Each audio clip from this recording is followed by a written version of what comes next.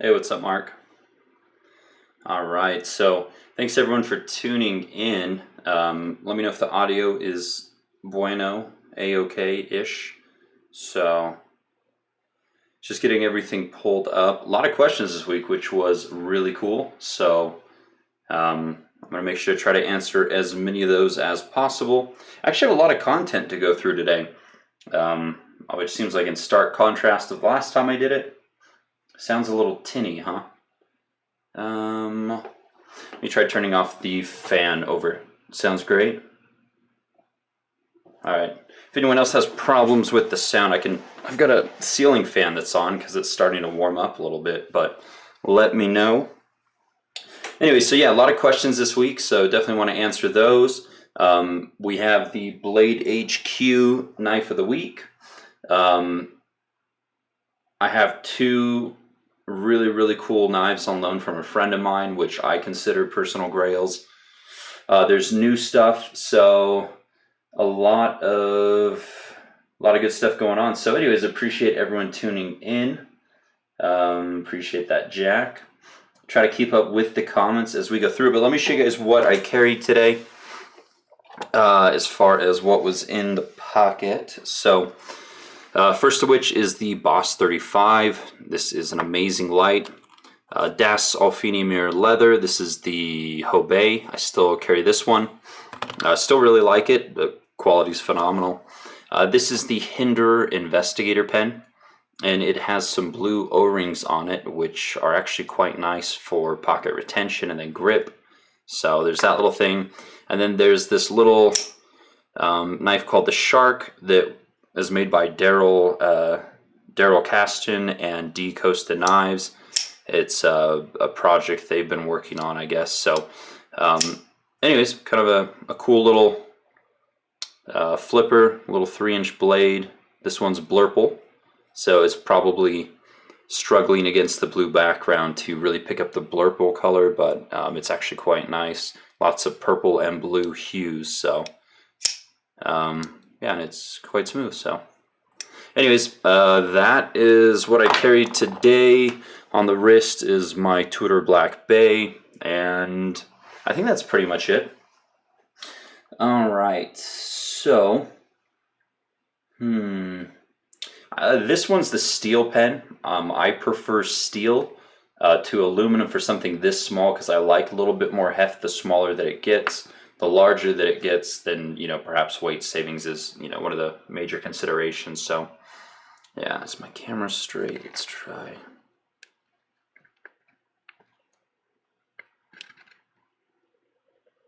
There we go. I think that's better-ish. All right. So yeah. So let's do. Man, what to start with? Oh, excuse me. I'm dying. Let me move what I carried out of the way. I'm showing you some of the new stuff. We'll do new stuff, and then we'll jump into the other stuff. So one thing that is on loan here is this custom knife from Larevo Knives. Jason, I can't remember his last name right now, but this is the Lattice, I think. Let me take a quick gander at my Instagram, where I turn to answer my own questions sometimes. So yeah, so this is Jason overall Larevo Knives. This is one of his custom builds that he was kind enough to let me check out. Full Damasteel, obviously done in a really deep etched Damasteel here. I really like it. Etch is beautiful. This is the Blackwood carbon fiber and such. Look at the backspacer and pocket clip. Very cool piece. I don't know what his prices start at, but I imagine this is probably over $1,000. Anyways, it's custom knife, handmade, so action's way nice. So there's that one. This is new. I need to do a video on it at some point. And let's see here. Jack wants to know if I'll do another knife collection video. At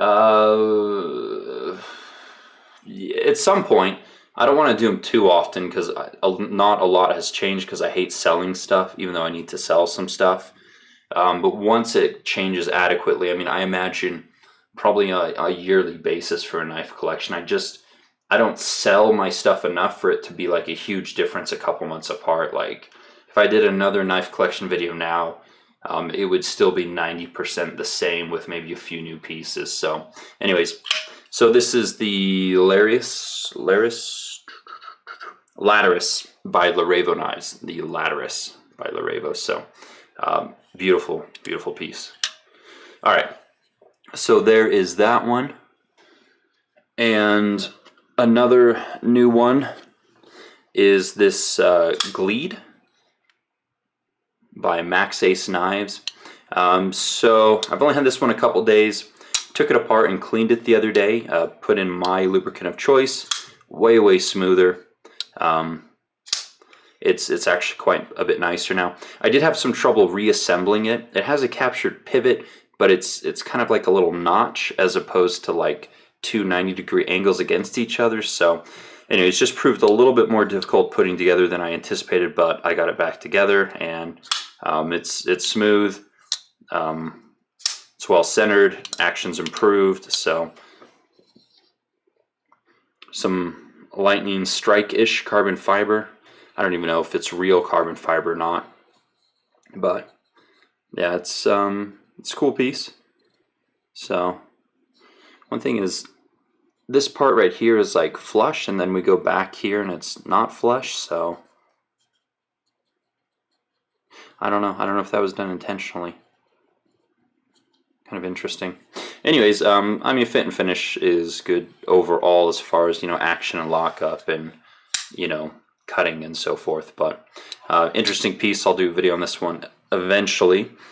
And the new piece that you guys were probably wanting to see here is the Beast by PMP Knives.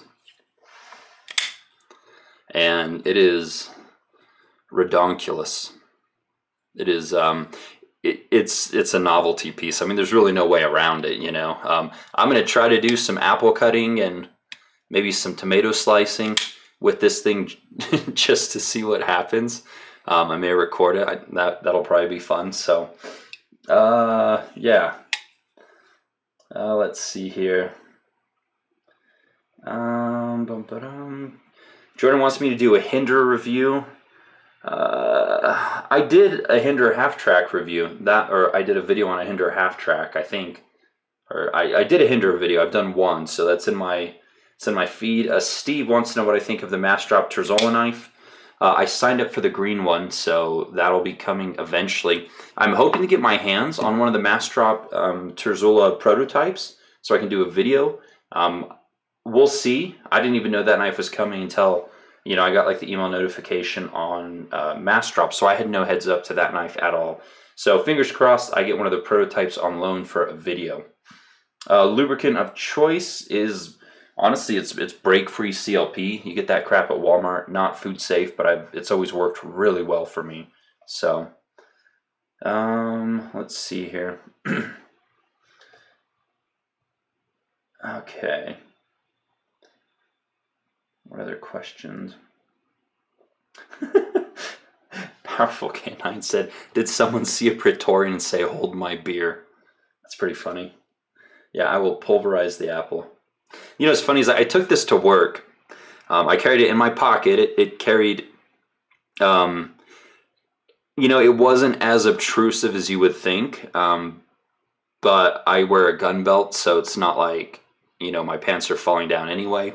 But I showed this to a number of people at work, even non-knife people, and they all were honestly intrigued and amused by it. So, you know, it's a very fun conversation piece. So, there are some things that are inherently dangerous about this knife, like dropping it on your foot,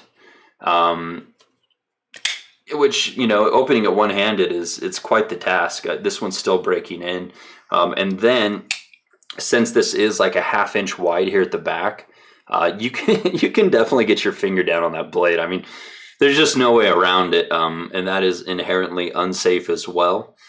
But you know, if you're buying this knife, you know what you're getting. I mean, if you get this knife and you're surprised that it's as large as it is, or that there are things that are inherently dangerous, then that's on you, because it's, I mean, you just look at it, you know. So, yeah.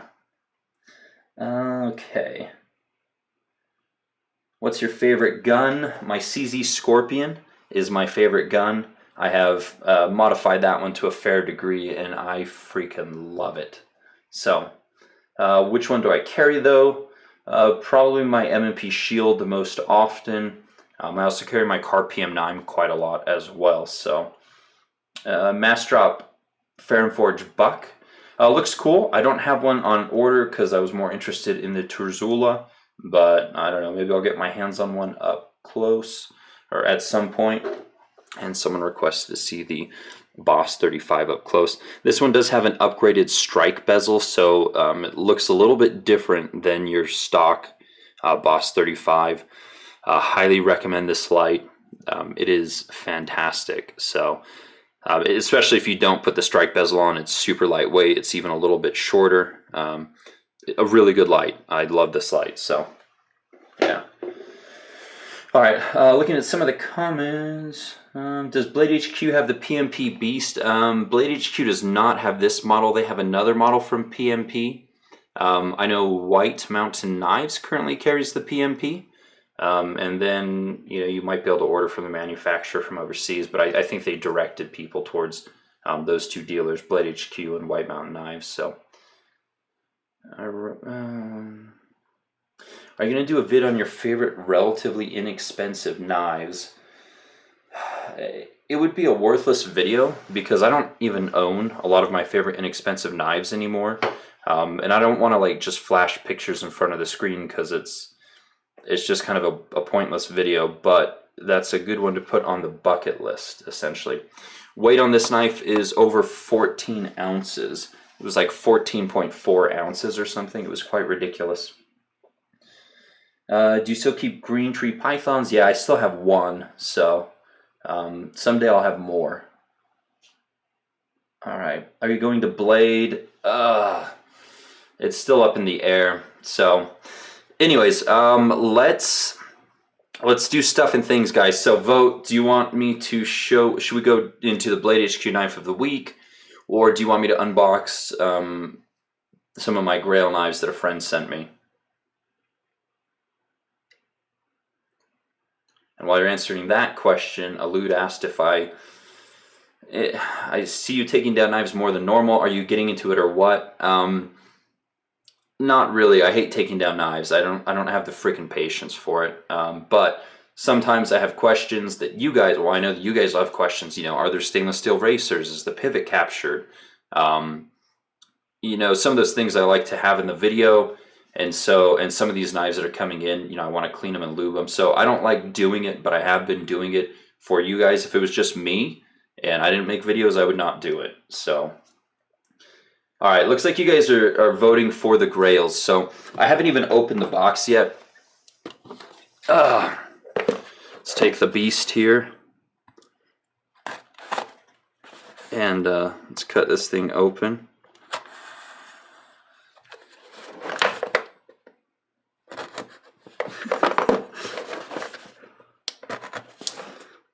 As you can see, it's slicing quite well. I mean, it's just, you know, just going right through it like a laser beam.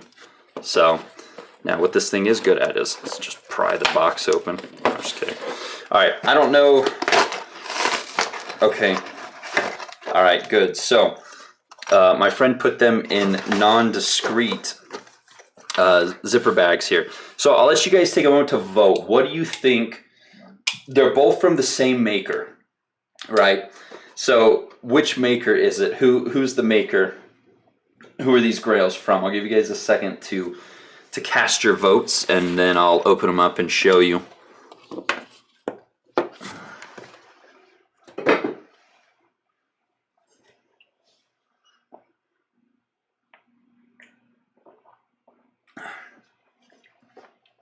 While you guys are voting, taking down a little caffeine in my my little koozie here.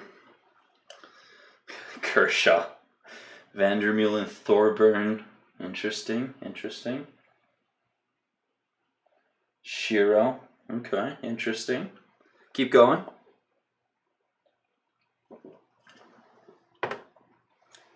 Yes, it's a Kershaw. You guys caught me. I don't know who Walter Wells is. I know who J.V. Vandervetter is, but I don't have anything from him. Steve. What the freak, dude? Shane Atwood. I really like Shane Atwood. I have 2 of his knives. Thorburn. Owen. Come on. Brian Rexford. I do like Rexfords. No Borkas. Dude, Schwartz doesn't make... Well, Schwartz makes fixed blades. Steel. Some of you guys are going to get smacked. Z Hunter. Ooh, Peter Carey. I like Peter Carey. No one's guessed it yet. I don't know if I should give you guys more time or just open it. I'm sure you're tired of me sitting here and taunting you with 2 zipper bags. Ooh, Stan Wilson. That's a good guess, James. That's a good one. I like Stan Wilson. Triple Deuce Knives. Who the hell are some of these people? Ooh, Tosh. I don't know if Tashi. That's a good one, man. I don't know if you guys, Brian. I don't know if you guys have ever seen Tashi's custom builds, but they are just unrealistically nice. So, Beg's a good one. Does Blade HQ sell? No. I mean, his knives don't even hit dealers unless it's like for secondary money. So, all right, I will just open it. And, oh man. All right. First one. Ooh. You guys know who this maker is, right? Oh. Oh my gosh. Oh, this one's so good. It's just as good as I thought it would be. Oh, man, it's so nice. Yep, Derek Monroe. Derek Monroe is one of my absolute favorite custom makers. And I've had one custom from him. I had the Warg. Man, it was a nice knife. It was just a little bit big, and I needed to free up some funds, and so that one went. So this is the Derek Monroe MK4. This one's quite special. It has the Damas steel, and it has the over travel stop. So this one is like the perfect MK4. This is the best MK4 that I have ever seen. So this belongs to my friend CJ. His Instagram is Blitz310, I think. Let's see. Yes, you're right. The sigil is based on this knife, but the Microtech sigils have all been incredibly disappointing. So I was really bummed when I handled the sigils. So yeah. All right. Let's pull up my friend's Instagram here. All right. So this is the owner. It's Blitz310, and he has a lot of very, very nice knives, including this one that's a personal grail from me. And here's the other one from the same maker. This is the Derek Monroe Cypher. Oh, man. This thing is way lighter than I thought it would be. But, yeah, look at these two guys. What an incredible collection. So, yeah. So why do I like Derek Monroe's stuff? I think that he executes to a level of precision that is second to none. Like, his stuff is just flawless. It looks like a machine made it, and I say that as a compliment. It's just perfect. It's just absolutely perfect. And, you know, the sigil is one of my absolute favorite designs. This cipher is gorgeous. I don't know that the camera's going to be able to do this justice, but it has a...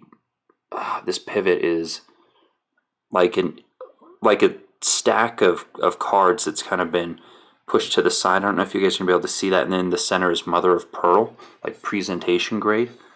So just absolutely stellar. The details on this knife are incredible. It's got mother of pearl on the back side too.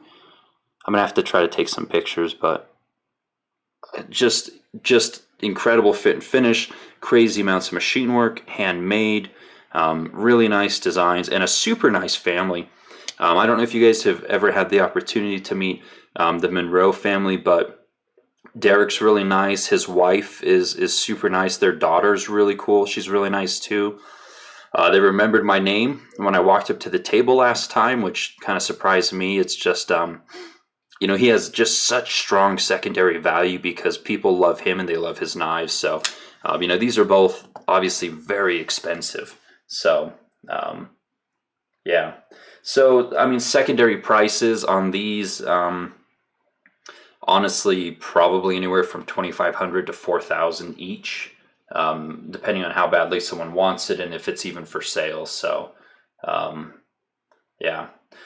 So some of you guys are asking, but Microtech licensed the sigil. I'm sorry, the MK4, the sigil MK4, and they started producing some production sigils. And unfortunately, a lot of them have had fit and finish issues. A lot of my friends went out and they bought the sigils, the Microtech sigils, when they first came out. I think between my personal friends, the ones that I talk to very openly about things, there were probably 4 or 5 different sigils in the group, and every single one had some sort of fit and finish issue that was quite significant. So anyways, that's why I've never picked up a Microtech sigil. Just haven't really been happy with the fit and finish, and why the MK4 sigil, the real one, remains just out of reach. Price wise, availability. These are price wise. These are both kind of above my personal threshold where I feel comfortable, and so I really enjoy getting to check them out, and I'm really glad my friend owns them, but it's probably not something that I will ever own, unfortunately. And that's what kind of keeps it a grail. It's out of my reach, so close but out of reach, I guess. So yeah. Anyways, yeah. Let's see, any other questions. Yeah, Jack asked if I own any Microtechs. I do not. So all right, let me just give you guys kind of a close-up on these here before we move them out of the way. But I'll probably do a separate video on these knives. I'm trying to get better video quality and so forth. The live stream is not as good as just my pre-recorded and uploaded, and these really do deserve as high quality a look as possible. Oh, look at that backspacer. Just incredible fit and finish. The pocket clip kind of disappears in that machine work, which is really neat. So yeah, and these two are a definite pairing, in terms of the aesthetic and the materials and so forth. But man, this MK4, look at the pivot. Look at the pivot collar. I think those are some sort of like inlays here on the handle, maybe copper or something. But look at the machining. I mean, it's just so insane. So friggin' insane. The lock bar cutout. I mean, just the crazy amount of details. Like, who the hell does that,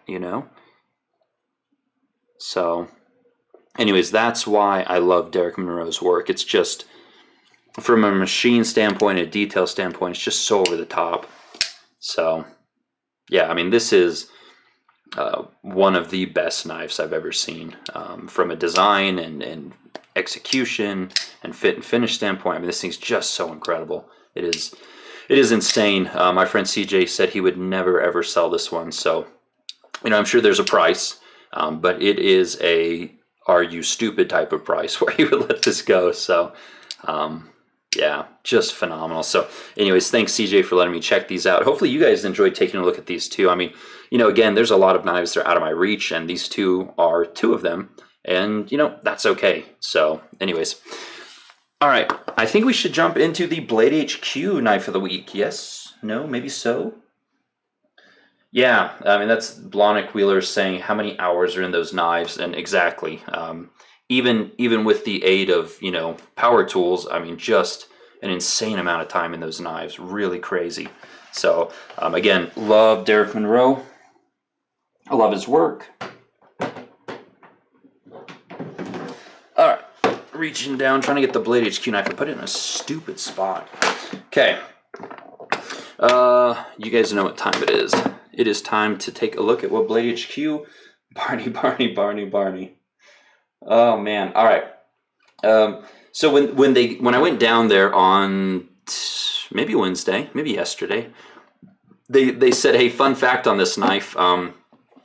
As I was picking up whatever knife is in here, I think their photography guy was currently down in the emergency or urgent care room getting stitches because he sliced his finger open on this knife. Now, I said, oh, cool. Was it this exact one? Is there still blood on it? And they said, no, we gave you a different one, but it's the same knife because we didn't want to give you a knife with blood on it. So I don't know. That would have been fun, right? I mean, that's kind of like a fun little news thing. So I'm going to try to guess what it is. Okay, so we got the paper there. Can't see the paper yet. And let us violate Barney together and see what goodies he has inside. Okay. Flipper, thin blade stock. It's rounded. Okay. It's rounded. I feel like there's carbon fiber overlays. I'm going to guess it's one of the new Wii knife models, if I had to guess.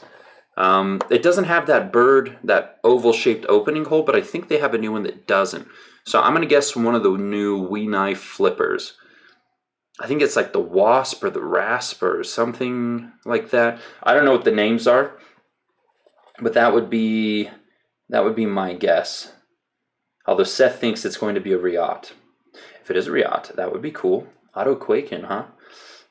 Wisp. Okay, so Kyle said maybe it's the Wisp. All right, so that maybe it's the Wisp. I don't know. There's a few new Kaiser models. That's my guess. And okay, yeah. So it was what I thought. And again, you guys are gonna say that I probably looked, but whatever. I didn't. I did not look. But I'm happy to check this one out. Just blind touch, it feels really, really nice. And man, that blade stock is thin. So let's actually look at what the model is specifically before I ramble on about what it could be. Okay, Wisp. Yeah, so thank you, Kyle. Owen called it, apparently. But yeah, so this is one of the new Wii knife models.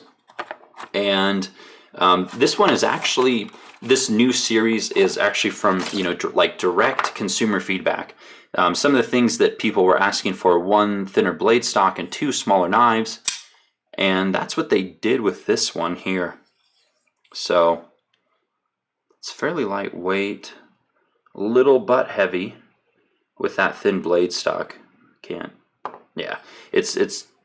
It's light enough to where the balance isn't really an issue, but it is tail heavy. So and that carbon fiber is quite nice. It feels really good. Let me try to keep things in camera here. Nice action. Yeah, really nice action. Okay, so let's look at, what are the specs?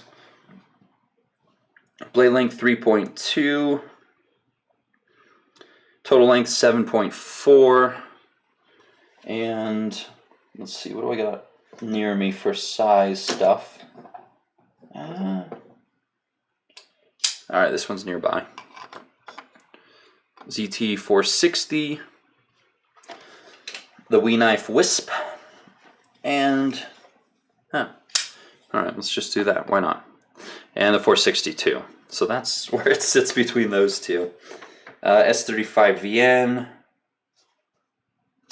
So yeah, so I guess the camera guy sliced his finger open on one of these bad boys and ended up getting stitches, which is no bueno. But that is some thin blade stock. Like if you're gonna accidentally get your, yeah, that is, whew. Yeah, you would get cut bad on this knife. That is a really, really thin blade stock, and that's a really thin edge. So that's just asking for some hurt. And action is really good, though. Oh, look, proper gappage on the pocket clip. Thank God. So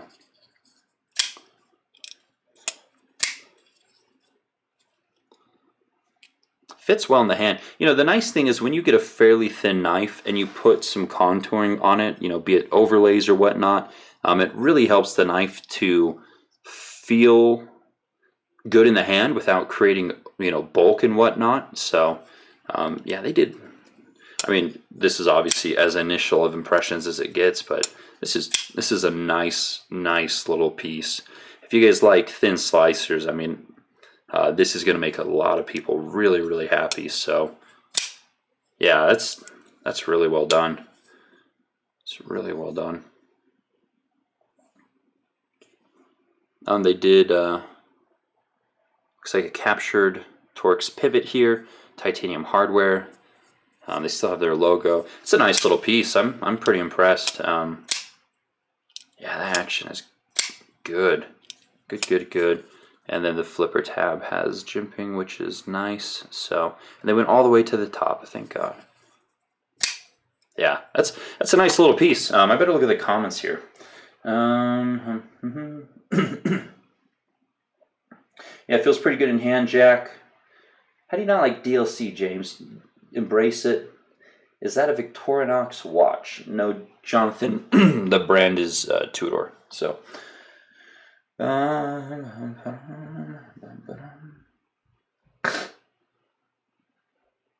Yep, Sean. Okay. Small is the new big. Absolutely. Things are going towards small. And not a bad thing, you know. I mean, there's still plenty of large offerings for those of us who understand the joys of large knives. But, you know, for newer buyers or people, you know, for newer buyers, smaller knives are a good thing. And, you know, high performance knives, you know, taking kind of the Spyderco model, excellent ergonomics, thin blade steel, you know, good heat treat, all good things. This one's got a finger choil, and it is an appropriately sized finger choil. Yeah, that works. You know, the funny thing is, like, if you're choking up this much on the knife, you better not be doing any hard cutting. Like, you know, so you should be doing like shaving or something really light. So it's not like you need like this vice grip on the knife if you're choking up this much. If you're doing something that requires a lot of leverage, you better be gripping the knife normally, you know, so that's one of those things. Okay, what's up, Shotgun? How did you get a 4.62? Jack, the 4.62s have been out for a while, man. They came out like, I don't know, like a month ago? So hopefully you saw that. I mean, maybe places are out of stock, but this knife's been out for like a month. So. Speaking of which, how's the pocket clip? How is the pocket clip on your Gledge? Oh, Gled? This thing? Gleed? I mean, it's good. I haven't had any problems with it. It went in and out of my pocket, no issues at all. So, no complaints on this pocket clip. All right. Okay. Claude asked, "Is WE Knives a good return on investment?" No, no knives are a good return on investment. WE Knives even less so. Does it feel like the 0609?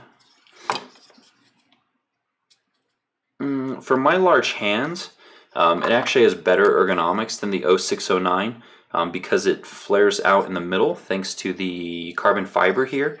And then, you know, it's more grip neutral. So as you can see, this one forces your hand into a kind of more specific grip.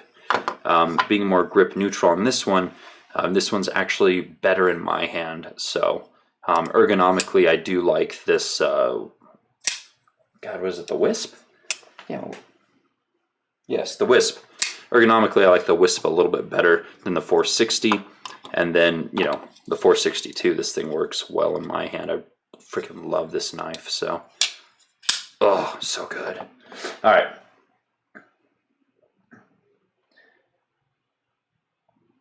Can you put a bunch of your favorite knives on the table, Jordan asks. Jordan, I don't have enough space on the table for my favorite knives. All right. Let's see. Oh, interesting. So Jack was saying that Blade HQ still has the 462 on pre-order. What happened, Jack, is that people pre-ordered a bunch of these, right? And so Blade HQ got their first shipment in, and basically they went back and filled the pre-orders, and so none of them ever went like live on the site for sale because they used all the inventory to fill pre-orders. And so the next shipment they get in, they'll probably fill a few more pre-orders, and then you'll end up with some just on the website that are available to just hop on and purchase. So they're just backfilling currently would be my guess. Ooh, Shotgun Bone picks up the 462. Good job, man. Freaking love that knife. My question is, why is this $200 when the other knife that came out had the same steel, but G10 instead of titanium and carbon fiber? I actually think it's better since it's thicker. I don't know. I haven't spent enough time looking at the other knife, but materials do cost. the anodizing costs, the DLC costs. So I don't know, man. Okay. What knife got you into collecting knives? Jack asked. The Spyderco Tenacious, actually. So H749. Yeah, the Green Tree Python's the only snake I have left these days. So super fun question. Phil wants to know, if you had to pick one knife and had to carry it for the rest of your life, what would it be? Probably the ZT-0562 carbon fiber.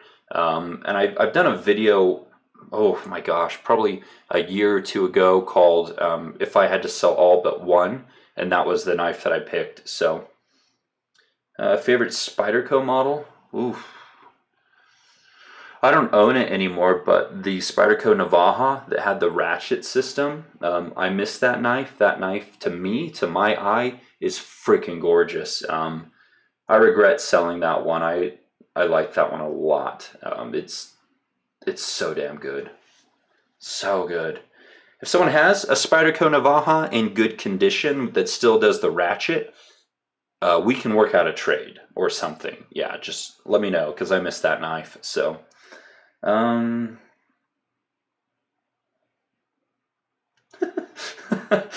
Dave, do you sometimes feel a cold gust of air on the back of your neck and realize it's the ghost of Nick of the Modern Neanderthal? Yes, Dave, that happens quite often. When I think about our dead and demised podcast and the website that went down, I don't even know if my podcast is still on iTunes, because I hate everything Apple. So if someone knows if the Modern Neanderthal podcast is still on iTunes, let me know. Drop me a line. So Jack wants to know about Benchmade. I like certain Benchmade models. The last couple ones that I got in were really, really good. The Anthem, the Proper, the Grizzly Ridge, and the Crooked River were all fantastic. I was really happy with all of them. Mr. Goldfish, favorite Microtech model? I don't have one. Okay, best places to look for fairly priced secondary market, Claude asks. Definitely the forums. The forums is usually where I go to buy stuff secondary market. I do not touch eBay with a 10-foot pole, because I do not trust any knives on eBay. Am I shooting myself in the foot? Maybe. I just don't care. I don't have the time or energy for that crap. I like the sad face, Mr. Goldfish. All right. Other stuff and things. What else do we have going on? Oh, there were a crap ton of questions. You guys asked a lot of questions on Instagram, which was cool. I liked questions. All right. What do I have? All right, so let's not cut myself like the friendly cameraman at Blade HQ. But yeah, this is the Wee Knives Wisp. Like super initial thoughts. I mean, this is really, really nice. I would, if someone's looking for a smaller knife in the 3.2 inch range with thin blade stock, this thing is smoking. So the action's freaking fantastic too. Oh, it looks good too. I'm not a big fan of like the blasted and anodized finishes because they scratch, but I like everything else on this knife. I typically prefer a nice stonewash because I don't like scratching up knives. So, it's my one problem with this knife. Just slipping on crap all the time. So, Chad, I have not tried the Benchmade Freak, so I can't give you any information on it, unfortunately. Jesse, what do you think of the Wayfarer 247? How well do they hold their value? It was a nice knife, man. The 247 is super popular. I have no idea what the secondary market looks like on those right now. I haven't really followed it, but it's a good knife. Damn, so Dave let me know that my podcast is no longer on iTunes either. It is completely gone. And yes. All right. Questions. Here's my widget. Shout out to Dave. All right. Where's my post? Here we go. All right, so some of the questions that were asked, and there's a lot of them. Let's go to newest first. That's good. Yeah, newest first. Mark, bring that beast in for good laugh. I did. Would you rant about a slow postal service? How do you find USPS, International Teeth Grinding, Australian Post, Teeth Grinding? Hedgehog. Apparently, I guess you're in Australia, buddy. Maybe. So the USPS has actually done pretty well for me, but damn FedEx. All right. So I was actually going to have another really, really cool knife to show you guys today. But I wasn't home to sign for the package, and FedEx didn't like my note on the door, and FedEx didn't even leave a damn slip on the door saying that they tried to deliver it. So I don't think that they did, because I think this is the second time this a-hole at FedEx has pulled this crap where he just says, oh, no one was home to deliver, and he doesn't actually show up because he left no goddamn tag on the door. So FedEx, up yours. Okay, you know what? Up yours, buddy. Okay, Otto Carpenter, will ZT offer various blade profiles for the 0393 like they did for the 0392? Yeah, I think they will. If it sells well, I think they'll offer some additional blade shapes because there's a lot of life left in the 0393 platform. It's a really, really good knife. So, what vendors do you look forward to visiting a blade show and why? Usually the larger ones, like ZT, Riot, Spyderco. I like looking at their prototype booth. We Knives always has new stuff. So, usually some of the larger companies. Basically, if someone's got something new they're debuting at Blade Show, that's what I want to go check out because that's what you guys all want to see. So, yeah. Who would win in a fight, Zach or Ben? I mean, dude, Zach, he works with his hands. He's got a beard. Just probably Zach. Ben, I love you, man, but I just don't know how you fare against Zach, man. So, talk about the makers who try to hide the fact they don't make their knives. Sadly, there are quite a few makers who don't actually make their own knives, and then they get knives from companies, and maybe they anodize them or modify them to some degree, and then they pass them off as customs, and that is dirty. Dirty, dirty, dirty. Yeah, powerful cannon, and Ben likes 2-inch blades, so, Zach would win in the knife fight, too. Yep. Jesse bought an Arius because of my shop tour. That's really cool, man. Bill's a good guy. Dylan also hates FedEx. We will commiserate together. Warren Thomas, Baby Bushido. Haven't seen it. Are you going on knife banter again, Jack asked. Maybe. If they want me back, yeah, I'll go. I only live like 10 minutes from Blade HQ, so I can hop down there whenever, but most of the time they film when I'm at work, so, it's not like they want to sit around and wait for me to show up necessarily when they've got people on payroll there to make videos. A little caffeine. Okay, it's all about the beer. Shotgun bone. Ben would tickle Zach to death. I don't know where you're coming up with that, man. How did that pop in your head? Yes, H2749 wants to see some China D2. It's for you, buddy. We got some. Here we go. We got some China D2, and we've got some China S35VN. There we go. Dude, Bionic Wheeler, if you lived 10 minutes from Blade HQ, you would not be there every day because I don't know if you're married, but your wife would leave your ass, so. Konix or Helix Nano? I'm going to say Helix Nano, so yes. Knife Nuts Podcast is organizing a death match at Blade between Zach from Blade HQ and Tyler from GP Knives. I still think Zach's going to win, man. I still think Zach is going to win. Tyler wears some weird clothes. I like Tyler. He wears some weird clothes. Okay. Have you heard of any new exciting ZTs coming out? I've heard they'll be releasing them slowly this year instead of all at once. Yeah, there are going to be more knives coming from ZT this year. What happened in the past, let's get a ZT out. What happened in the past is they would debut everything at Blade Show, or SHOT Show. And then they would basically go down and ask their manufacturing guys, like, hey, we just released all 4 models. Our clients want all 4 of them as soon as possible. And so the guys on the shop floor were basically just killing themselves trying to get 4 or 5 new models out the door all at the same time. And it was just too stressful. It was burning people out. And so they just decided, you know what? as the knives are close to completion, we'll debut them, and then we can release them a matter of weeks, or maybe a month later, instead of everything at once. Kill the guys on the shop floor trying to get them out as soon as possible. So I think that's a better way to do it. I also think it gives us a mental break between releases to get our wallets ready again. So that's a good thing. Okay.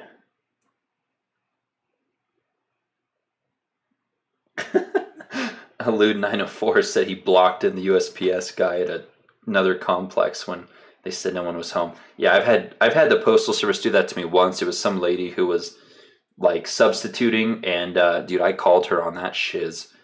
Because I get the email notifications. You can sign up for email notifications from USPS so anytime someone sends you a package, you get an email, updates along the way. If you're not home, and it says no one was home to sign for it, you get another email. So if you guys ship and get a lot of knives, you can sign up for notifications from USPS, FedEx, and UPS itself.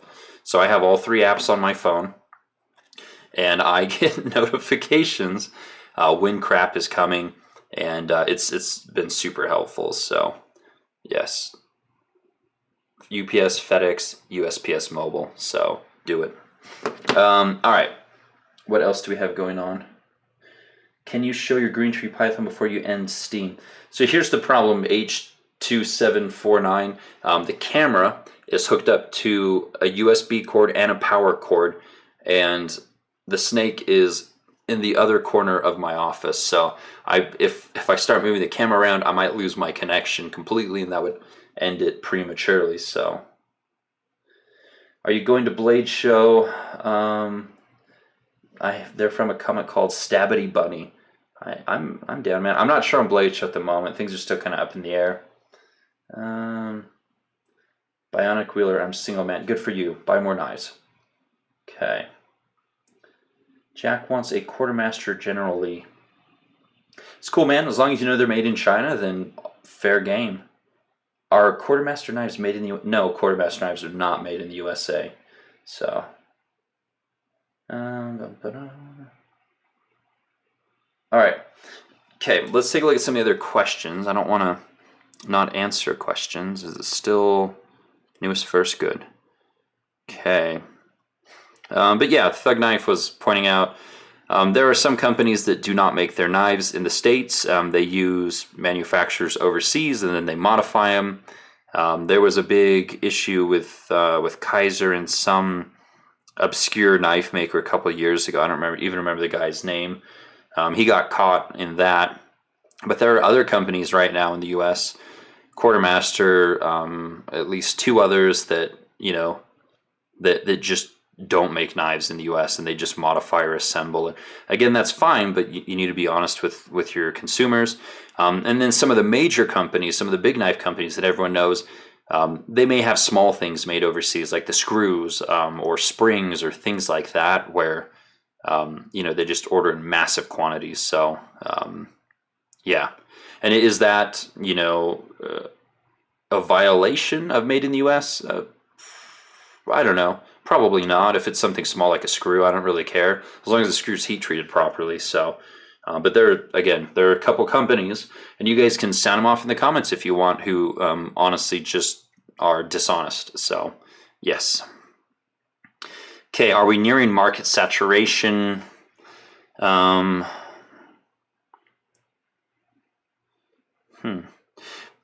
I think so, but I don't know. I mean, I think so. I think we've been at market saturation for a while now.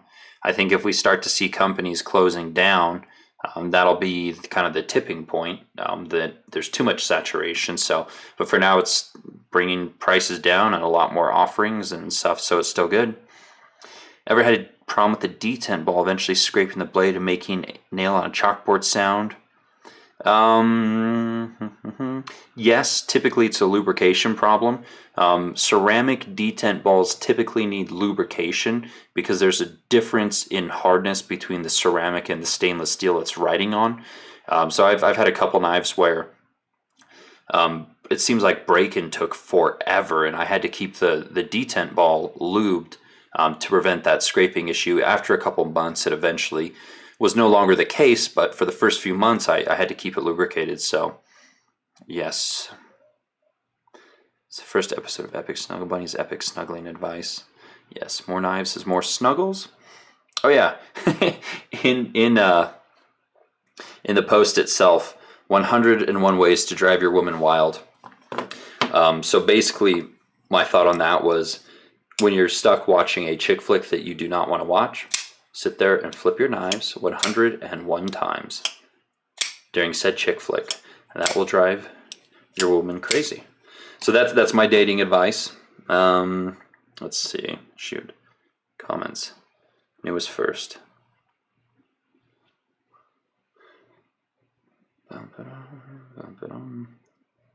Blade show etiquette. That's actually a good question from Dr. Frunke. So, typically with blade show etiquette, it really comes down to, if you're going up to a maker's table and it is a custom knife, you generally want to ask if it's okay to handle the knife. Sometimes makers will take some of their custom knives, especially if it's like an open bid, and they'll put it underneath like glass or a cover, because there have been instances where people will drop knives on concrete floors at a show, and if the knife was there for an open auction and you just damage the knife, like, that totally screws the maker. So if it's an open bid and it is, one, ask permission, and two, if it's under a glass case or something, just assume that if you're not bidding, you can't handle it, just due to the value and kind of the process there. So hopefully that doesn't offend anyone. That's just proper etiquette. But just ask permission before you pick something up. If it's a production knife, they don't care, right? They make them at large. But if it's, one-off, made by one dude, just ask permission. And most of the time, they're fine to let you check it out. I mean, that's why they are at the shows. Knife makers, custom knife makers, typically don't make money at shows. They're there to interact with their customers, to meet new customers, to let people handle their work. So they usually don't have an issue with people handling their work. But yeah, open bids, just assume that you can't. So yeah. Let's see.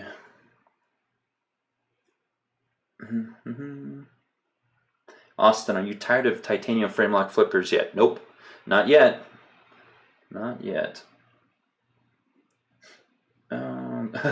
Owen King. Tim Britton. Well, yep, that was the Kaiser drama back in the day. I mean, I don't even know how many years ago that was now. It was a couple. Time just kind of blurs. Okay. Chris Reaver Koenig. I find Koenig more exciting. Are you going to get more street cred with a Chris Reeve? Probably. But they're both good. I like Koenig better because of the, the Arius is a really good model. So, yeah. All right. UPS or USPS. I typically use USPS probably because it's what I've always done. Is that better? I don't know. It's just what I've always done. So, Philip wants to know where to find a carbon fiber Koenig Arius. One, message Bill, see when he is making a new one, and two, I don't know, man, just keep your eye on the forums. Something will come up eventually. Or Instagram, just start looking at the Koenig tags or the Arius tags. You find one you want, you message someone, hey, are you going to sell it anytime soon? You're going to find someone who's like, yeah, I was thinking about it. So, how do you prefer your D10s, Ricky asks? Strong. I like freaking strong D10s. So, Dave is dropping some fire in the comments here.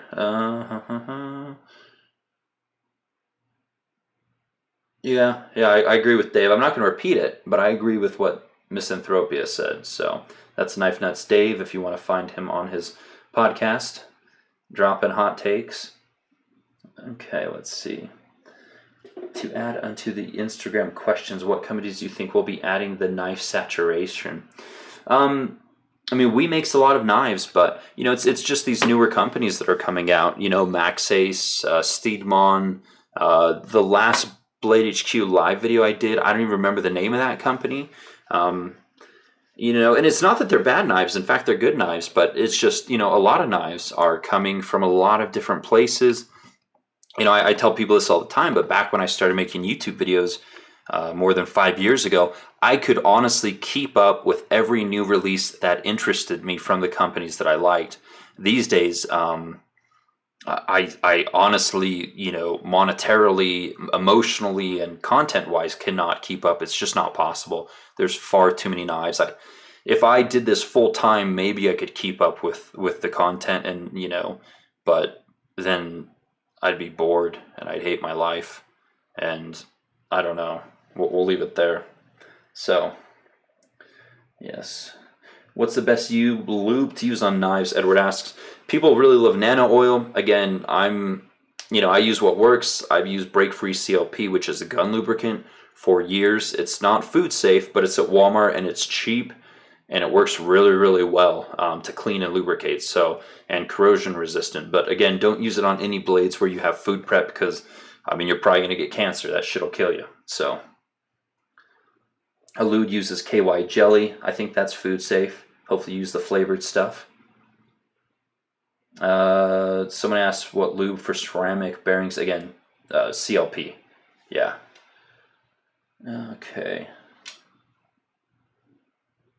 Tice, did you pick up your black base somewhere local? No, there's a dealer out of Texas, gray market. Saved me about $600. So, yeah.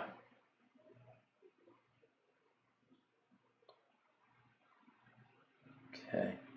Any Spyderco smock sightings? Steve asks. Not yet. I haven't seen them yet, so. Alright. What is the cheapest knife you own? Probably the Kershaw CQC 7K, if I had to guess. I think that one. Yes, the new Riot baby machine is gorgeous. The baby making machine. Owen, answer to your question is no.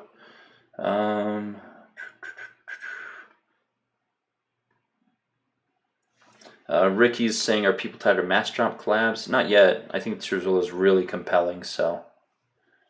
Alright. So that's most of the questions in the comments right now. Let's go back to these ones. I know that Craig asked a question I'll get to.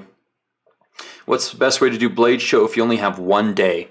So if you only have one day, keep in mind that Blade Show is massive. And if you have one day, what you need to do is download or get the map. Well, two things. One, you want to go to the list of vendors that will be attending Blade Show, and you want to put like a check mark or highlight the vendors that you absolutely have to hit. Once you've made that list, you need to get the map, and you need to go through and you need to basically highlight where their tables are at, and then kind of like draw a path that kind of like zigzags through so that you hit all the tables. And, you know, if you hit all the tables you absolutely want to hit in the first 4 hours, awesome. Do that and then kind of wander around the show. If you're there for all 3 days, like I have been the last 2 shows, I'll pretty much just wander around the entire weekend. And then at the end of the weekend, there'll be a table where I was like, oh, shoot, I forgot to make it over to X, Y, and Z. I wanted to look at A, B, or C, whatever it is. So yeah, highlight all the makers on the list that you want to see, find their tables, highlight those, make a map, wander around, hit those, you know, precision as you can. And if there is a maker on that list who maybe has first come, first serve, you can cross your fingers and head over to their table first as soon as you get in the show and hope they still have something.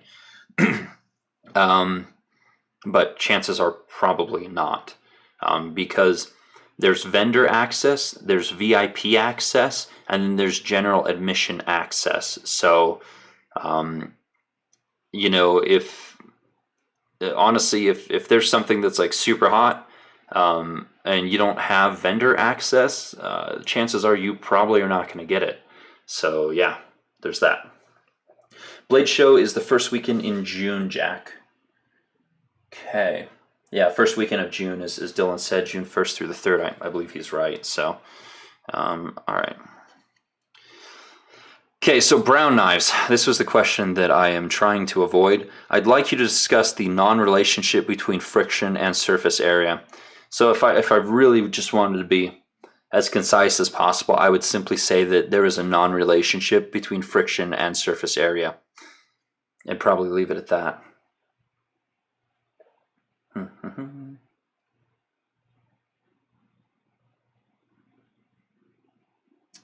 And yeah, Lude was saying VIP access is kind of a joke at Blade. Yeah, it kind of is, to be honest. But yeah, when I go, I have vendor access, so there's that. So I haven't had to deal with general admission or VIP, but yeah, VIP is honestly kind of a waste at Blade Show, if we're honest. So anyways, you know, the friction coefficient, you know, it's kind of interesting that I believe Teflon actually has the lowest friction coefficient of any materials. So in theory, knives on Teflon washers should be the smoothest, you know, as compared to knives on bearings. But I don't know why they're not. That's a good question. But yeah, the you know, friction coefficient is just basically how slick something is. Surface area is another, you know, another metric altogether, essentially. So I don't know. I'm not going to really delve into it beyond that. I just let him know that he would hate my answer, and I'm sure he has. So, you know, which is kind of interesting too, because one of the things that people talk about a lot is that flat face detent balls have a lower surface area, which is not in fact true. They actually have a larger surface area than a standard detent ball. The reason that flat face detent balls are so smooth is because in order to flatten a detent ball, you have to take it to a grinder and you have to flatten it. And when you flatten it on a grinder, it actually leaves a lot of coarse material. So anyone that does a flat face detent ball actually has to come back and polish the entire flat face. And so that's why they're so much smoother than a standard detent ball, is because they were polished. You know, it's polished ceramic.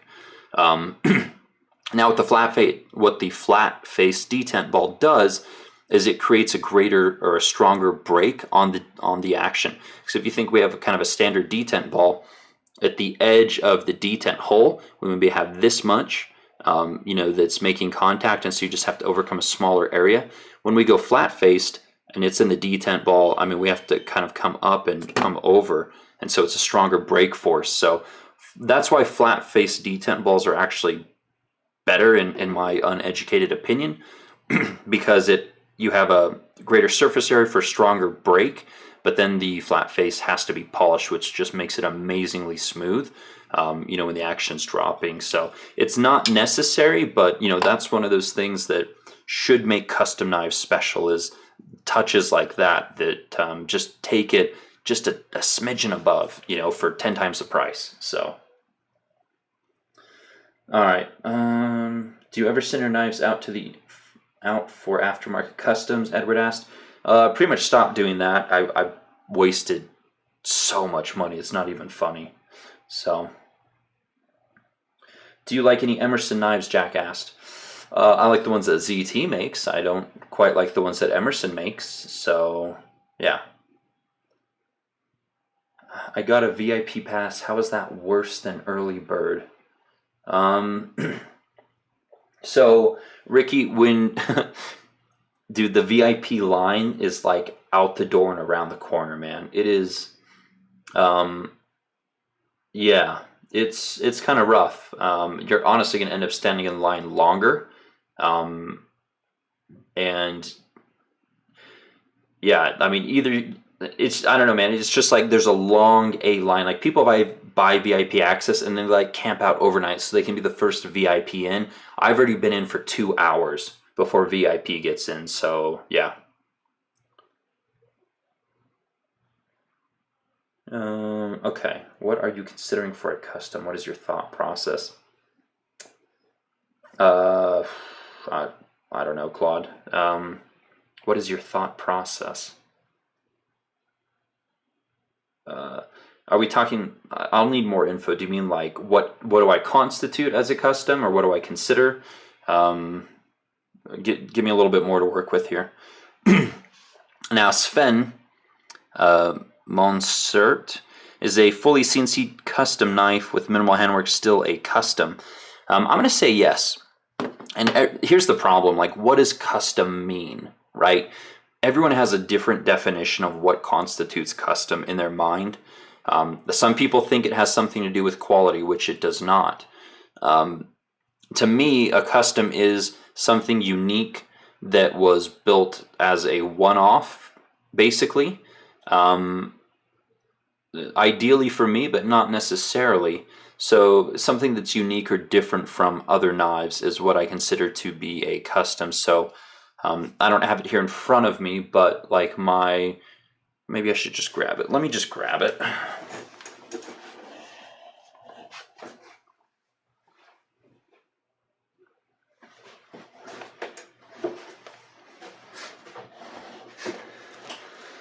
Okay. So Gavin asked, what is the beast in the pick? The beast in the pick is the beast. It's called the beast. All right.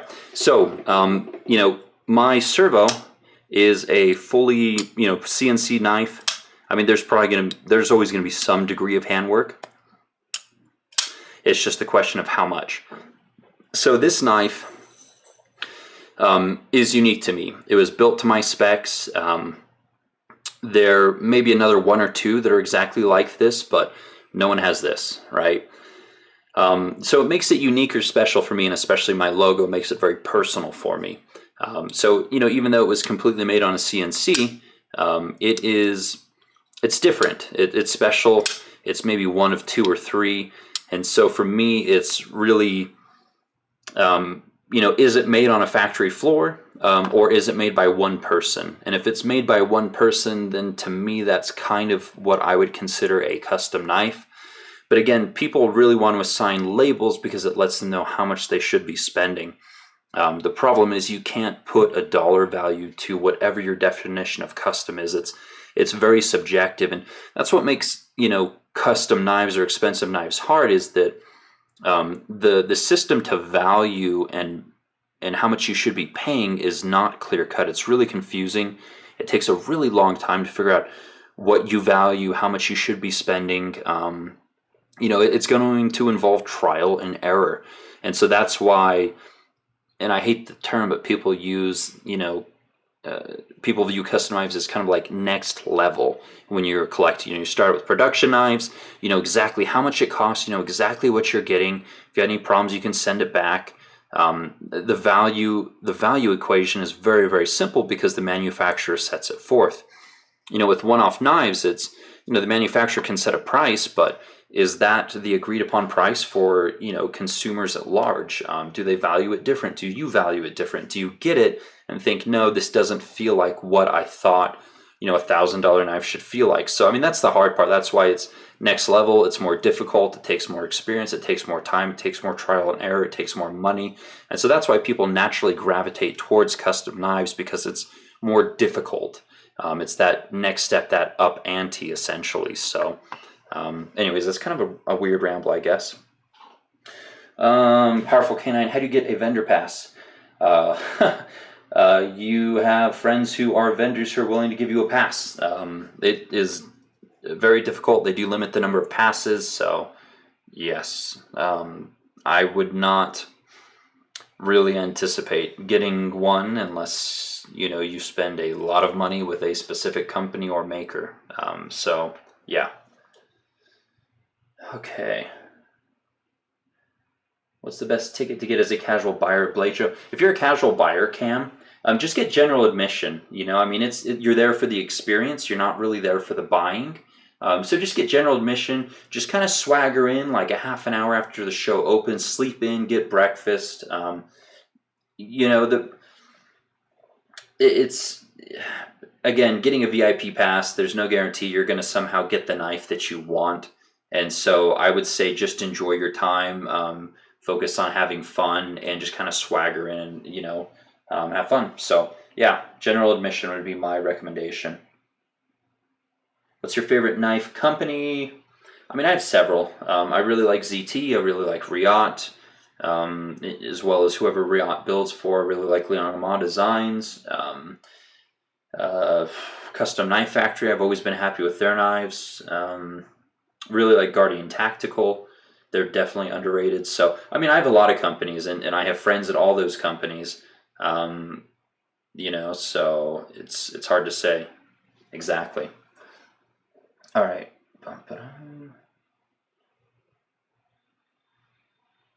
Okay.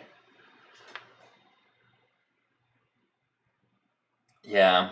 Yeah, here's the thing, guys. Like, don't try chasing knives at knife shows. I mean, if you wander in and you get into the lotteries and you score something awesome, you just hit the numbers. But first come, first serve at some of these shows is kind of a fallacy, unless it's a really small show like the East Coast Custom Knives, maybe the Kentucky Knife Show. It's if you're at a big show, someone's going to beat you to the table. It's just the way it is. Steel Flame stuff is gone. At the vendor access level. So yeah. Are there any new front flippers out? Not that I know of. Not yet. There's some more in the works right now from a few different companies, so I imagine they'll be out by year end. Okay. Yeah. The other thing too is if you're at these shows, if there's a custom maker that and they're not like super high in demand like Rexford or Birch or something, find them in the pit the night before and say, hey, what do you have at the show? Can I check it out? And then basically you try to buy it from them right then so it doesn't even make it to the table. That's what everyone else does, so if you want to be on equal playing field, you're going to have to do that too. And some makers do not do it because they don't want their tables to be bare at the show. And you have other makers who just hope that everything sells because the trip was so goddamn expensive. So, if the best thing to do is when you're at the show, try to develop a relationship with the makers that you really, really like. And so then when you reach out to them later and you say, hey, I'd really like to get on your books, they know who the hell you are, and they're going to, if they like you, they're going to move you up because you're easier to work with than some, Jack A. So, food for thought.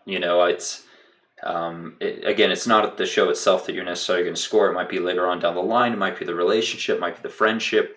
If there's a maker that you really like, you should probably buy him a beer. People take the makers out to dinner. They buy them beers. Not that people are being malicious or anything. It's just, maybe they really like their knives. So is that guy you or is it someone else? Food for thought. So, Jack, it is a big number. Gavin, is 700 enough to bring to the show? Depends on what you're chasing. Honestly, most of the lottery knives from the hot custom makers, I would not step into the show with any less than 1,200. Like let's say Heaven's a Line, you get called for, a really top tier maker. You pick it up for table price, which is 1,200, and before you turn around, someone's offered you $3,000. 1,200 is probably more realistic. But if you're going there and you're just hoping to buy a production knife as like a really cool souvenir, then yeah, 700 is more than adequate. I would just go with the intention of if something blows me away, then I'll buy it. But again, don't go to the shows thinking you're really gonna get a custom knife or walk away with something like really hot or really cool. It's just the odds are not in your favor. So, yeah.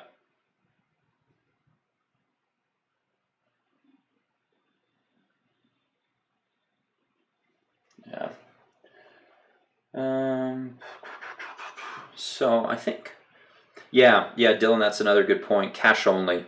Just assume that they will not take debit or credit or any of that stuff. Like, even some dealers are cash only, so you have to have cash in hand. Or if you get called and it's like a $600 knife and you're super stoked and you don't have cash, you're gonna have to hope that someone next to you is gonna loan it to you, or they're gonna move on to the next person. So, yeah, definitely have cash. Good walking shoes. Don't wear a single sling messenger bag or backpack. It might be comfortable for 2 hours, but once you're like 8 hours on your feet, man, it hurts like a mother. So, shows in Atlanta, Georgia, Jack. All right, so I think that's it. Let me see if there were any other questions. What I got here.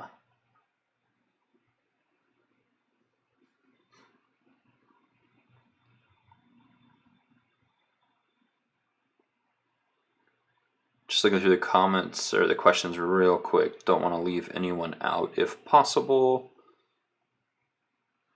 Okay.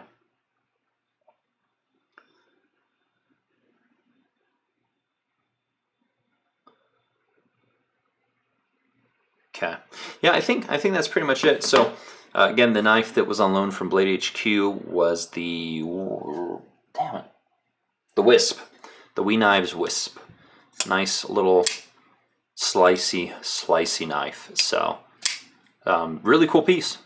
I like it. It's definitely well made. So I think this will make a lot of people happy because a lot of people seem to want smaller, thinner blade stock knives. So yeah, the other one, the one that you guys are all fascinated by, is the PMP Beast in some China D2. Runs on phosphor bronze washers. Weighs over 14 ounces. 1/2 inch blade stock. And ready to be thrown at any adversary closed. So, the opening back here. Yeah. Such a fun piece. I took this to work. I took a picture of it. My coworker, she had a teddy bear on her desk and pictures of her grandchildren, and I stuck the knife next to the teddy bear and grandchildren, and we both took pictures of it because it was funny. My coworker's teddy bear, my knife, her grandkids. Hopefully I don't get fired. Anyways, people, non-knife people, really found this enjoyable, so it was without question a conversation piece. So it's over 14 ounces, Owen, which is almost a pound. So, cool. You're right, Seth. It does have some Medford design cues, I guess we'll say. Let's see here. Okay, what are some of the other ones? What are some decent Facebook knife groups? You know, Ricky, I'm not sure. I hear Killer Customs is good. I just don't have time to be on Facebook, man. I don't have time for Reddit. I don't have time for Facebook. I pretty much have time for Instagram and YouTube, and I mean that's like full time for me. So, ooh, DJ Riot Valhalla, feeling it. Hell's yeah. It's kind of like a upgraded version of the Valkyrie, which I love that knife. It was a really, really good knife. So I'll get one in hand eventually. Anything about Blade Show West you want to talk about, Cam asked? Honestly, I don't know anything about it. I hope there's a good showing of makers. I hope there's a good showing of knives. But, you know, I talked about this in another live stream. Like, makers are pretty tapped with the amount of shows they go to currently. So I don't know. I mean, I hope it does well. You know, I definitely want people who are local to the West Coast to be able to go and have like a fantastic show. So hopefully, I don't know. We'll see. You know, is there market saturation with knives? Probably. Is there show saturation with knife shows? Probably. So I don't know, man. We'll see. I hope I'm wrong. I hope the industry just keeps growing and growing and growing. So Facebook is dead. If only. Jack, Balasongs. Really like him. Want a really nice trainer. Tired of cutting my hands. So Doc Nick, what were the Grail knives you got on loan? I'll bring those back out. I have no qualms showing you guys those again. We have two Monroes, the Sigil MK4, and the Cypher with Mother of Pearl pivot. Man, these things are so damn good. So good. So good. Definitely out of my price range. I mean, I could liquidate a bunch of knives and get them, but, you know, they would just sit in my knife case and I would just stare at them and I would never carry them because they're so nice and so very pricey. I'm not saying they're overpriced, I'm just saying they're pricey. So, yeah. What is this baby machine? It's a wonderful thing, Mr. Elude. It's the baby machine. Yeah, I think I'll get a Tashi baby machine in hand eventually. It'll be interesting to do a side-by-side of the baby machine versus the, not the church, but the Prism that Tashi did with Mastrop. I think that'll be an interesting side-by-side video at some point. So, dude, DJ, I spent my high school years with just hand shredded. It gets a little bit hard to do filming if my hands are just like cut up all the time. H2749, are you going to start a new podcast? I don't know, man. if someone else is doing all the technical work, maybe. It's honestly a lot of work. I don't have time to do the technical stuff and the hosting and the uploading and the editing. And it seems like there are quite a few, podcasts out there these days. So, if I start one, would we be in the saturation territory? Maybe. So, Bionic Wheeler, thoughts on heat treat? Are some companies better than others? I'm going to say yes. Do we know exactly which companies those are, and do they do it consistently? I don't know. I mean, the question is who's using their knives enough to really tell the difference. The problem is you would have to have some really massive sample sizes. Like you would have to have 20 knives, different models from each company, and then you'd have to go through and do cut tests. And I mean, you would need a lot of knives, and you'd have to do cut tests, and they'd have to be consistent, and then you would need a control group. And so when you're looking at, a statistical measure of is X better than Y, the time and the cost and the energy, no one's going to do it, and you might get one knife and you compare it against another knife of another company, but is that valid? Did you look at enough knives? Maybe one didn't have the best sharpening or heat treat or edge geometry. So there's too many variables to take into consideration. And the other question is, are we using our knives to their full potential to where that really becomes a factor? I rotate through my knives so often that a strop is adequate to keep everything sharp. I'm not doing sharpening all the time. Basically the answer to your question is yes, but the other answer to your question is who's going to put in the time and effort to really go through and decide that. It's always a rotating door, I guess. So,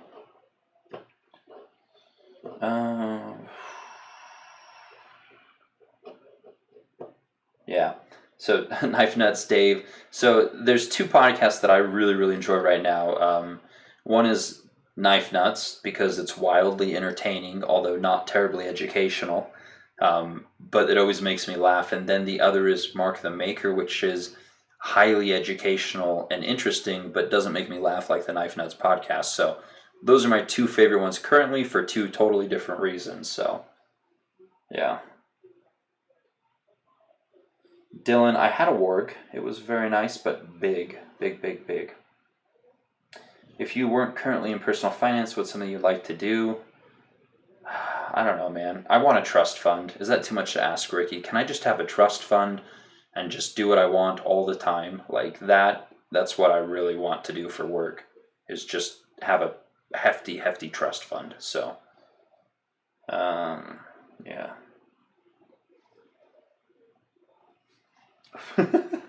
Powerful Canyon's trying to swing vendor passes. Dude, you go ask Aaron Frederick for a vendor pass. He's going to tell you where to shove it.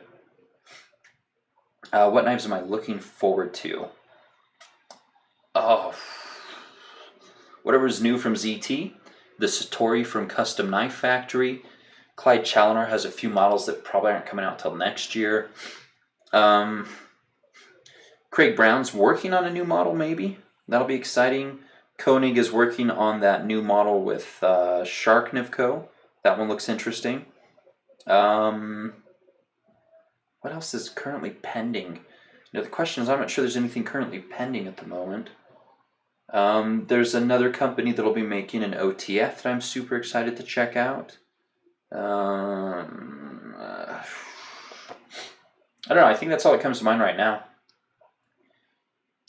Okay, what's your favorite YouTube channel that concentrates on knives that isn't yours? I don't know. I don't really watch a lot of knife content because I make knife content. I watch a lot of comedy and car and watch stuff on YouTube because, when you... Yeah. My favorite knife channel that isn't mine...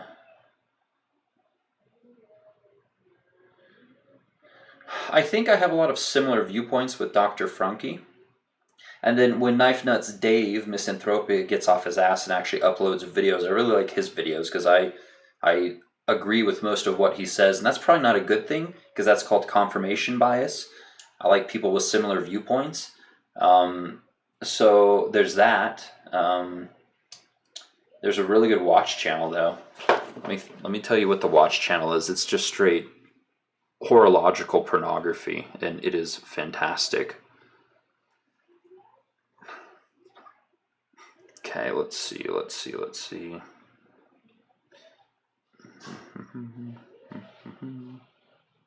God, where is it? Try not to waste too much time here while you guys are just staring at these. Let me move my hand. We're still live. I'm gonna move my hands around. Okay. Damn it. What the hell is it called? There you go. Is it this? Oh, yep. Here we go. One of my favorite current channels on YouTube right now is Watchfinder & Co. The video quality is exceptional. I really like the topics he covers. He has an English accent, and I really like watches. If I had more money, this would be where I play more, but you know, knives are a relative bargain compared to watches. So Watchfinder & Co. That'll be my recommendation for this week's YouTube. Let's see. Governor Tristano. He's great too. I really like his stuff. Okay, it's also why the podcast is not trying to be a 2-hour review of knives and leans heavily towards the entertainment side of things. I'm done with YouTube. I'm very jaded about the idea of taking a single experience and using it as a basis for a review of a product made in the thousands. Yeah, David. So Dave is having issues with sample size. The deeper he gets into his education, which is psychology, it's heavily science-based, the more jaded he becomes with the concept of a review. So in my videos, I stopped using the term review a long time ago, probably a year and a half ago, because I don't really think I do reviews. I think I do videos about knives, and I tell you guys what I think, but I don't think it's a review. It is what it is. You know, you take it or leave it. So, yeah. Yeah, so, and you know, the thing is, like, you might watch my videos about a particular knife, let's say the 0452. Ooh, someone asked how to flip this. I better do that. And you know, you might come away with one set of ideas. You might watch someone else's video where they have a completely different opinion, and you know, that's fine. As you watch people's videos and you actually get the knife at hand, you'll start to kind of understand what it is you agree and don't agree with about particular knives. So, you know, the more information out there, the merrier, if you're looking to purchase something. So, you know, you might come away with my videos and think, man, that guy's a dipshit. He doesn't know what he's talking about. That's fine. You know, this stuff's free. But eventually you'll develop kind of a consensus of what you agree with or don't agree with. So one guy on YouTube said he was having trouble flipping this knife. He said lock bar pressure apparently was making it difficult to flip. So how I flip my knives, and this is something that, you know, after years and years and years of flippers, the pocket clip is kind of essential as I hold it. So let me make sure. So I've got 2 fingers here on the pocket clip specifically, and then, you know, my middle finger, in theory, I don't even need it. The thumb obviously is kind of locking it in right there. So, and that's how I flip my knives. So it doesn't matter the size of the knife. I always have 2 fingers on the clip, and like so. Let's grab this little wisp. Yeah, the little wisp here. Same thing. I've got 2 knives. You know, I'm jamming the butt of the knife into my palm here. I've got 2 fingers on the clip, and I open it like so. So you know, basically my middle finger is just kind of on the side of the knife. It doesn't touch the lock bar at all, and that's how I flip all of my knives, regardless of size. So, you know, again, this finger's kind of just hanging.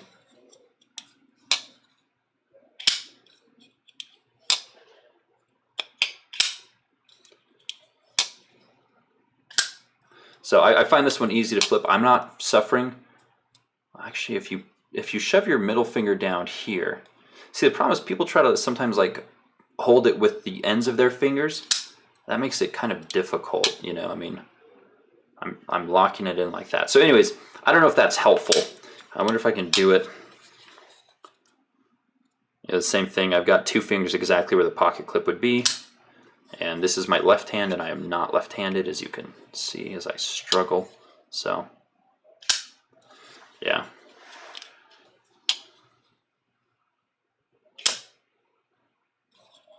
anyways, to whoever asked on this video, hopefully that's slightly helpful. But all right, anyways, I'm losing most of you guys. The numbers are dropping. Let's see any last minute questions. Panerai or Hublot if you have 15K. Sweet baby Jesus, neither. I would not touch a Panerai or a Hublot. I'd buy a Rolex, a new two-door, and a kind of big, brash. Yeah, I mean, there's some really good German brands out there, but yeah, I do not like either of those brands. So I'd probably maybe a Planet Ocean, something from Omega, might give you that same over-the-top feel without being brands that I dislike. So yeah. You stomach tired. Okay. All right, let's see. Oh, I did the same last year at Blade. I did it with the Milano current. Reached the tab, so embarrassing. Ooh, I really like that orbit. Okay. All right, so we'll leave it there, guys. I think we're losing most of you. You guys have other crap to do, but hopefully you enjoyed, hanging out with me. I hope I answered all your questions. I really apologize if I missed anyone's questions. So we got to cover a lot of fun stuff today. Thanks again to my friend CJ for letting me borrow 2 of what are my personal grails in the knife world, like these specific knives exactly. And Blade HQ, as always, for checking out or sending me something to check out, and the model number, the Blade HQ item number, if you want to search it on the website, is right there, BHQ83821. So, all right, we will check out more videos to come as always. So thanks for the support. Thanks for watching. Thanks for all the good questions and interacting. You guys are awesome. Let's all buy more knives and be broke. So yeah, more to come. See ya.